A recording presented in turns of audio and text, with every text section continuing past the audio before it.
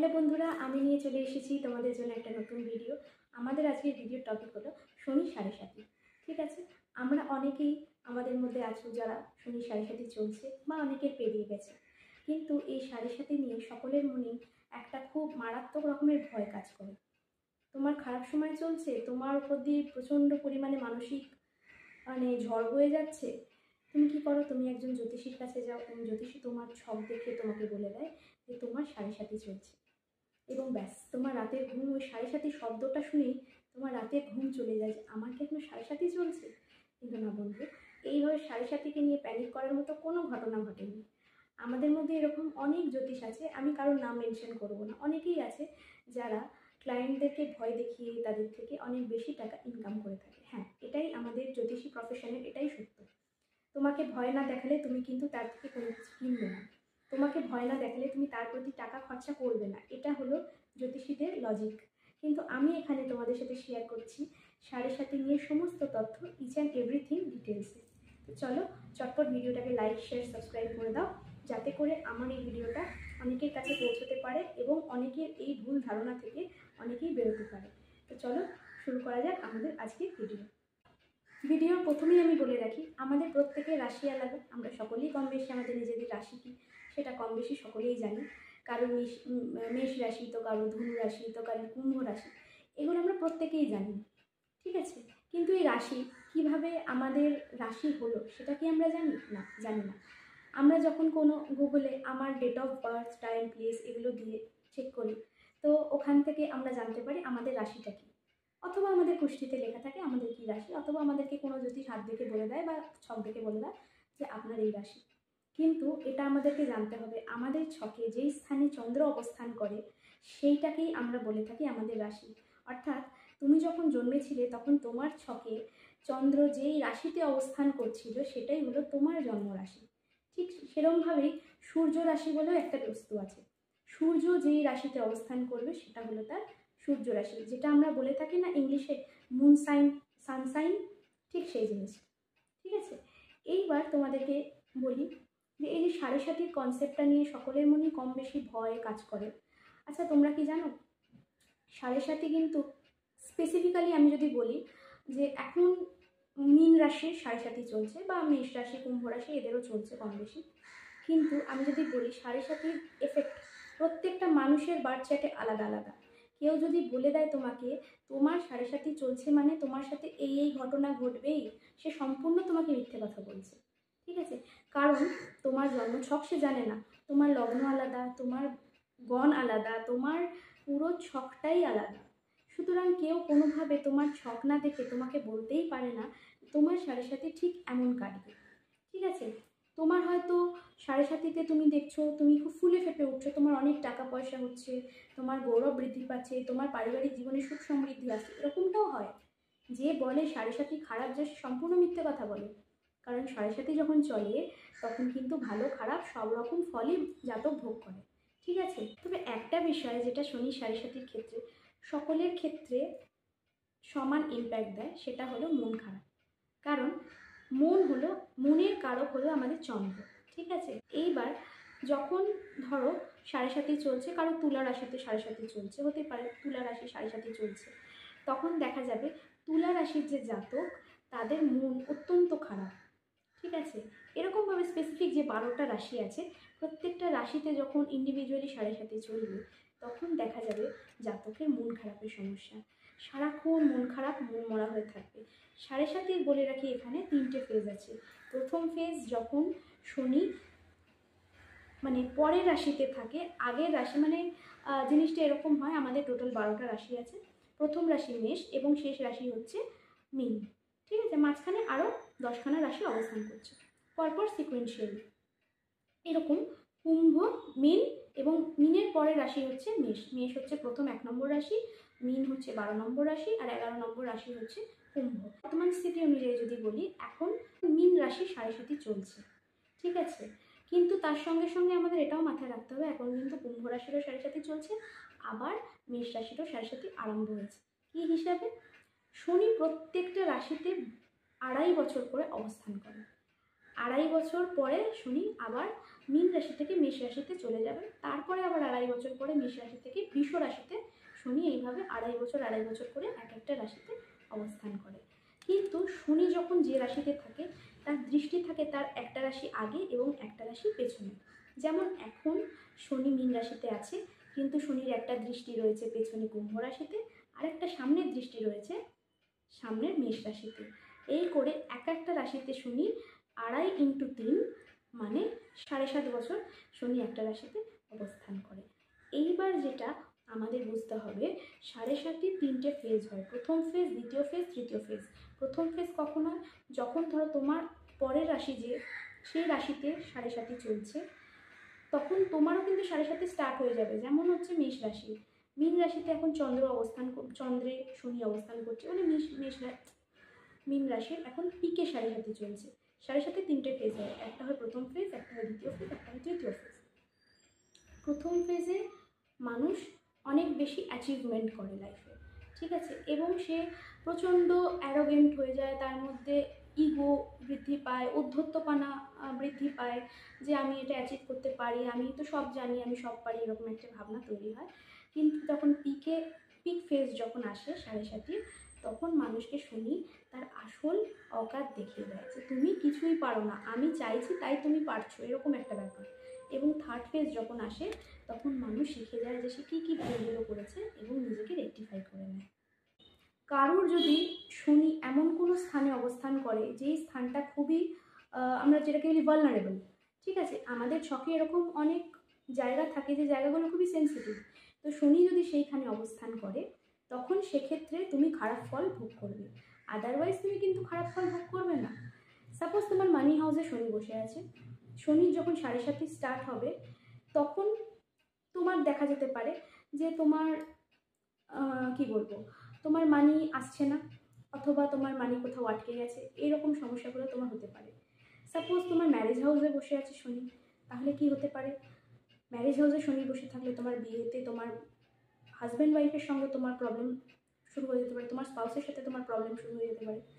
শনির দৃষ্টি যেখানে যেখানে পড়ে, এখানে মাথায় রাখতে হবে শনির 3টে দৃষ্টি হয়, একটা 3 নম্বর দৃষ্টি, একটা হয় 7 নম্বর দৃষ্টি, আর একটা হয় 10 নম্বর দৃষ্টি। অর্থাৎ শনি যেই স্থানে অবস্থান করে সেখান থেকে 3 নম্বর ঘর, 7 নম্বর ঘর এবং 10 নম্বর ঘরে শনি দৃষ্টি দেয়, এবং শনি যেখানে যেখানে দৃষ্টি দেয় সেখানে সেখানে প্রবলেম ক্রিয়েট করে। সুতরাং তোমার ছকে শনি যেখানে বসে আছে সেখান থেকে 3 নম্বর, 7 নম্বর এবং 10 নম্বর ঘরে শনি দৃষ্টি দেবে এবং সেই হাউস রিলেটেড প্রবলেম ক্রিয়েট করবে। তো এখানে আমরা এটা জানলাম, কিন্তু আমাদের কাছে হাউসের কনসেপ্টটা ক্লিয়ার নয়। হাউস কিছুই না, হাউস হচ্ছে আমাদের 12টা রাশি, আমাদের 12টা রাশি 12টা জায়গায় বসে আছে। কারোর 1 নম্বর ঘরে যেই রাশি বসে আছে, কারোর 1 নম্বর ঘরে অন্য রাশি বসে আছে, ঠিক আছে। রাশি স্থান পরিবর্তন করে, ঘর কিন্তু কখনো স্থান পরিবর্তন করে না, ঠিক আছে। এই হলো আমাদের বেসিক কিছু ইনফরমেশান। এবার আমরা চলে আসি শনি 7.5-তে তোমার উপর দিয়ে কী কী রকম প্রবলেম তৈরি হতে পারে, ঠিক আছে। এবার যদি শনি তোমার লগ্নে বসে থাকে, সাপোজ তোমার এখন ধরো তোমার হচ্ছে মীন লগ্ন, ঠিক আছে, তোমার জন্মছকে প্রথম ঘরে দেখবে লেখা আছে নাম্বার 12, তোমার মীন লগ্ন। এবার মীন লগ্নের জাতকে যদি মীন লগ্নেই শনি অবস্থান করে, ঠিক আছে, তাহলে পারে তুমি দেখতে পাবে যে তোমার কি হচ্ছে। ধরো তুমি শুনে নিলে এখন 7.5 চলছে, মীন রাশি 7.5 চলছে, বা কুম্ভ রাশির এখন 7.5 চলছে, ধরো কারোর মীন লগ্ন, ঠিক আছে, তার কি হতে পারে? তার শরীর খারাপ হতে পারে, তার মন খারাপ হতে পারে, তার নানান রকম ফিজিক্যাল প্রবলেম দেখা দিতে পারে, স্ট্রেস, অ্যাংজাইটি, ডিপ্রেশন হতে পারে, গা হাত পায়ে ব্যথা হতে পারে, পেটের সমস্যা হতে পারে, নানা রকম প্রবলেম হতে পারে। কারোর ধরো মানি হাউসে বসে আছে, তার হয়তো কোথাও টাকা আটকে গেছে, তার হয়তো টাকা আসছে না, বা অনেক বেশি স্পেন্ড হয়ে যাচ্ছে, যত আর্ন করছে তার থেকে অনেক বেশি স্পেন্ড হয়ে যাচ্ছে, এমনটা হতে পারে। কারোর 3 নম্বর ঘরে বসে আছে, মানে ধরো তোমার 3 নম্বর ঘর হচ্ছে লগ্ন থেকে ঠিক 3 নম্বরটাকে আমরা 3 নম্বর ঘর বলি।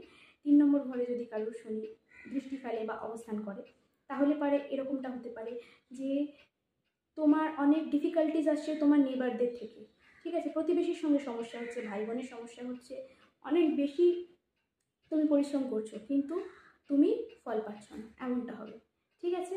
এবং তোমার কমিউনিকেশন স্কিল প্রবলেম করতে পারে, এই প্রবলেমগুলো হতে পারে। তুমি হয়তো খুব ভালো লিখতে পারো, কিন্তু সেই সময় দেখা যাচ্ছে শনি 7.5 ফলে তুমি লিখতে পারছো না, এমনটা হতে পারে। ধরো শনি অবস্থান করছে 4 নম্বর ঘরে, তোমার পারিবারিক অশান্তি হতে পারে, তোমার মায়ের স্বাস্থ্য খারাপ হতে পারে, তোমার মায়ের শরীর খারাপ হতে পারে, তোমার পরিবারের কারোর কোনো প্রবলেম হতে পারে, তোমার পরিবারের নানান রকমভাবে মানসিক এবং অর্থনৈতিক সমস্যা আসতে পারে, কোনো রকম কেস, কোর্ট কেস এই সমস্ত হতে পারে। ধরো 5 নম্বর ঘরে শনি বসে আছে, অবধারিত তোমার ব্রেকআপ এই সময়। 7.5 চলছে, তুমি প্রেম করছো, তোমার ব্রেকআপ হবেই। ঠিক আছে, 99% লোকের দেখা যায় 7.5 প্রেম ভেঙে যায়, যাদের সিচুয়েশানটা খুবই সেন্সিটিভ তাদের ক্ষেত্রে বলছি, সবার ক্ষেত্রে না। ঠিক আছে, এরপরে যাদের 6th হাউসে শনি বসে আছে, তোমার এই সময় শরীর খারাপ, পেটের অসুখ, ধার দেনা, লোন, এগুলো হবেই এই সময়তে। অনেক রকম শত্রু থাকে যারা তোমার পেছনে আদা জল খেয়ে লাগবে, এই সমস্যা হতে পারে। কারণ 7th হাউস অর্থাৎ বিবাহ স্থানে শনি যদি দৃষ্টি ফেলে বা শনি বসে থাকে, 7.5 সময়ের কথা বলছি, তাহলে পরে পার্টনারের সঙ্গে গন্ডগোল বাঁধবে।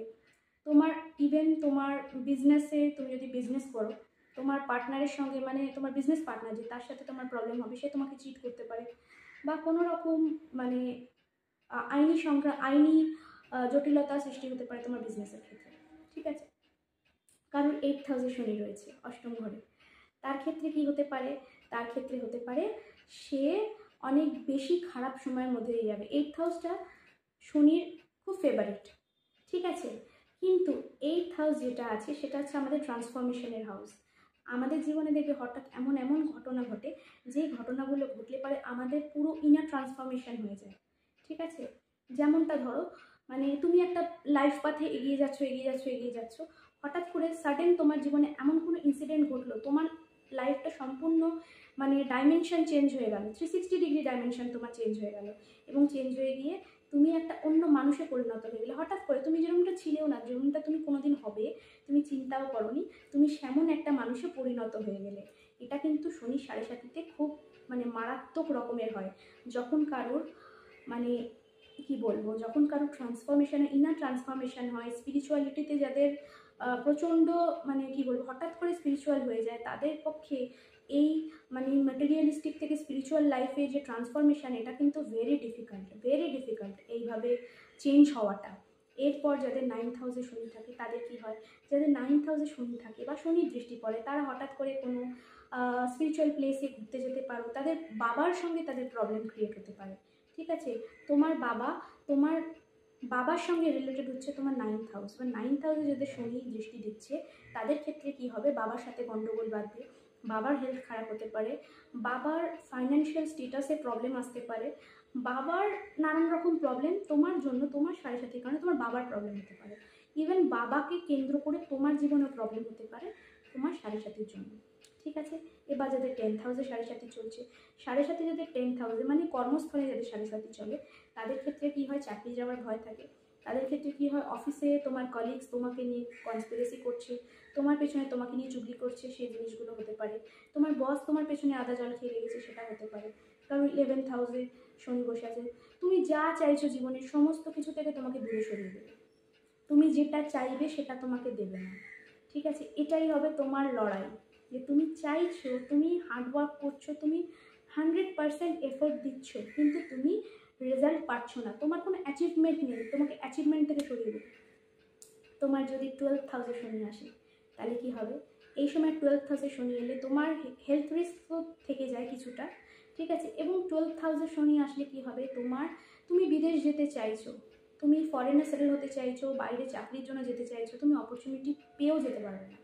ঠিক আছে, নানান রকম বাইরে যেতে সমস্যা হবে, এরকম নানাবিধ সমস্যা শনি দেবে। স্পেসিফিক কোনো সমস্যা তোমাকে যদি কেউ বলে তোমার 7.5 চলছে, তোমার সঙ্গে এই জিনিসগুলো হবে, তোমার চার্ট না দেখে সে তোমাকে বলতেই পারবে না তোমার সঙ্গে এক্স্যাক্ট কী সমস্যা হবে। ঠিক আছে, তাই শনির 7.5 নিয়ে ভয় পাওয়া ছাড়ো, শনির 7.5-তে কী কী রেমেডি করা যায় সেইগুলো চিন্তা করো। অনেক রকম রেমেডি আছে যেগুলো করলে পারে শনির 7.5-এর এফেক্ট চলে যায়। ঠিক আছে, শনির 7.5-এর এফেক্টের জন্য সবথেকে ভালো যেটা হয় রেমেডি, সেটা হচ্ছে 7মুখী বা 14মুখী রুদ্রাক্ষ।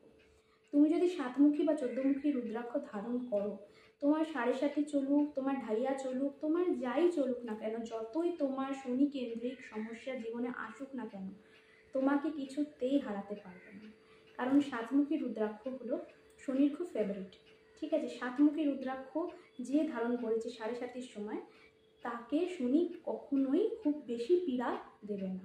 ঠিক আছে, সাতমুখী রুদ্রাক্ষকে বলা হয় লক্ষ্মী রুদ্রাক্ষ। এই রুদ্রাক্ষ ধারণ করলে তোমার জীবনে প্রসপেরিটি আসবে, তোমার অনেক ম্যাটেরিয়াল গেইন হবে, টাকা পয়সা, ভালো চাকরি, এসব জিনিসগুলো তোমার জীবনে আসবে তুমি যদি সাতমুখী রুদ্রাক্ষ ধারণ করো। এছাড়াও নানান রকম কাজ আছে যেগুলো করলে পারে শনি 7:30-তে জাতকের খুব বেশি অসুবিধে হয় না। তার মধ্যে প্রথম এবং প্রধান কাজ হচ্ছে তোমাকে গরিব মানুষের সেবা করতে হবে। ঠিক আছে, গরিব মানুষ হলো শনির সব থেকে সেন্সিটিভ এরিয়া। ঠিক আছে, শনি সারাক্ষণ এটাই ভাবে কি করে গরিব মানুষকে উপকার করা যায়। ঠিক আছে, সেই জন্য তুমি যদি কোনো গরিব মানুষ, ভিখারি বা কোনো লেবার ক্লাসের লোক, মিস্ত্রি, হোয়াট এভার, মানে গরিব মানুষ, তুমি যদি তাকে সাহায্য করো, তুমি যদি তাকে খাবার প্রোভাইড করো, তুমি যদি তাকে জুতো, জামা কাপড় এগুলো প্রোভাইড করো, দেখবে তোমার শনি অটোমেটিক তোমাকে ভালো রেজাল্ট দিচ্ছে। এবং তোমার 7:30টা কখন যে তোমার একটা পজিটিভ ট্রান্সফরমেশন তোমার লাইফে নিয়ে আসবে, পজিটিভ একটা ডিরেকশনে তোমাকে নিয়ে চলে যাবে, ইউ নেভার নো। ঠিক আছে, এমনটা হতে পারে। তুমি কিন্তু শনিকে ভয় পাবে না। শনিকে যদি ভয় পেয়েছো তাহলে কিন্তু শনি তোমাকে আরও ভয় দেখাবে। তাই শনিকে ভয় না করে, শনি কী করে, শনি হচ্ছে কর্মাকে কন্ট্রোল করে। শনি কর্মফল দাতা। তুমি যেরকম কর্ম করবে তোমাকে সেই ওরিয়েন্টেড তোমাকে ফল দেবে। কেউ দেখবে 7:30-তে খুব ভুগছে, তার মানে বোঝা যাবে সে অনেক বাজে কাজ করে এসেছে, যার ফলে সে 7:30-তে এত নেগেটিভিটির মধ্যে জড়িয়ে পড়ছে। কিন্তু কেউ দেখবে 7:30-র মধ্যেই তত্তর করে বড় হয়ে যাচ্ছে। তাকে বুঝতে হবে যে তার সে খারাপ কাজ, দেখুন খারাপ কাজ সবাই করে, ভালো মন্দ মিশেই মানুষ, কেউ ভালো করে বেশি, কেউ খারাপ করে, সেটা ম্যান টু ম্যান ভ্যারি করে। কিন্তু যাদের দেখবে 7:30-তে কোনো সেরকম অসুবিধে হচ্ছে না, বুঝতে হবে তার প্রিভিয়াস কার্মাস ভালো আছে। ঠিক আছে, যাদের কার্মাস ভালো থাকে তারা কিন্তু 7:30-কে খুব ইজিলি ওভারকাম করে যায়।